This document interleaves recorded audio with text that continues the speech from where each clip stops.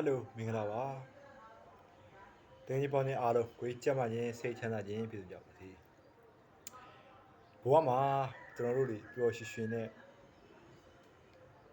ဖြတ်တန်းကြမယ်ခီးဆက်ကြမယ်ကုသိုလ်ကောင်းမှုတွေများများလုပ်ကြမယ်ကျွန်တော်တို့ကိုတကယ်ချစ်ပေးတယ်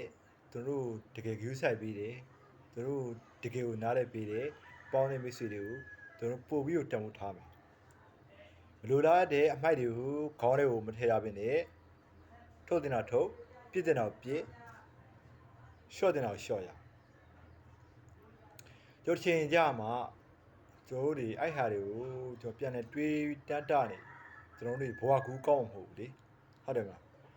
ချိန်ချိန်မှာအိုရမယ်ချိန်ချိန်မှာနာရမယ်ချိန်ချိန်မှာတေရမယ်အိုနာတေဆိုတဲ့ကျွန်တော်စကလုံးသုံးလုံးမှာကျွန်တော်တို့ခံနိုင်ရှိကိုရေးကြည့်တယ်အဲ့တော့ဒီမမောကြမလို့မောက်မာကြမလို့မာနာကြီးကြမလို့ပါသူကြောင့်သူကိုတမိုင်းကိုအတူပါကိုဒီအကောင်းဆုံးဖြစ်အောင်ဖတ်တမ်းမယ်လူဘဝရတဲ့အချိန်ခိတ္တခဏတာလေးမှာအကျိုးရှိအောင်သုံးချတော့ကျွန်တော်ဒီနေ့ဆိုင်ပြီးကျွန်တော်ကိုကိုသိရတယ်ကျွန်တော်ကိုတကယ်မချစ်ပေးနိုင်မလားနေလိုက်ကျွန်တော်ချစ်ပါလို့ကျွန်တော်မတောင်းဆိုကျွန်တော်တကယ်ဂရုစိုက်ပေးနိုင်တယ်မှာကိုလင်းလေးမှာကိုလင်းလေးဖြစ်ပါတယ်ဆိုရင်အဲ့လိုမိန်းကလေးမျိုးကိုကျွန်တော်ဘဝနဲ့ရင်းပြီးတော့ပျော်ရွှင်မှုတွေသူ့အတွက်စိတ်ချမ်းသာအောင်ပေးမယ်အဲ့ဒါကျွန်တော်တို့ရဲ့မေတ္တာတရားပဲမလိုအပ်တဲ့အတိုက်ခိုက်တွေမလိုအပ်တဲ့အရာဝတ္ထုတွေကိုကျွန်တော်တို့တွေကစူးစီးပြီးခံစားနေရင်စိတ်ထဲမှာလူမကြတယ်များလိုက်ဒေါသဆိုတာကြီးကပောက်ကွဲသွားတယ်ဟုတ်တယ်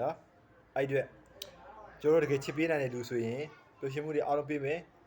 ကိုကိုကျွန်တော်တန်လေးနဲ့ချလာတယ်ညီကောင်မတော်အပေါင်းအသင်းမိတ်ဆွေချစ်သူရည်သားအိမ်တော်ဘက်တကယ်နားလေတဲ့မိန်းကလေးတောက်ဆိုရင်ကျွန်တော်ဘာပဲလုပ်ပေးရလုပ်ပေးမယ်စိတ်ချမ်းသာရမယ်လူသားရတာကြီးကောင်းတဲ့ထည့်နေဘာမှမထူဘူးလေဟုတ်တယ်မလားတို့ဘဝမှာတို့ရဲ့အချိန်ကဘာမှမရှိတော့တို့နောက်9နှစ်ဆိုရင်တို့အသက်50ပြည့်ပြီအဲ့ချိန်မှာတို့တွေကပူပင်နေကောင်းတဲ့ထည့်နေရင်တို့အတွက်လူရှိမှုဆိုတာမရှိဘူးလူဘဝဆိုတာရတာမတန်တော့ဖြစ်သွားတယ်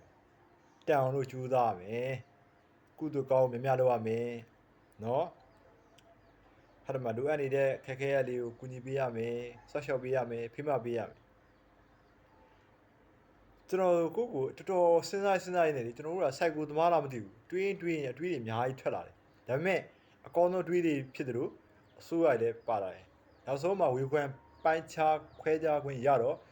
အစိုးရကအကောင့်တစ်ခုဖြစ်လာတယ်โอเค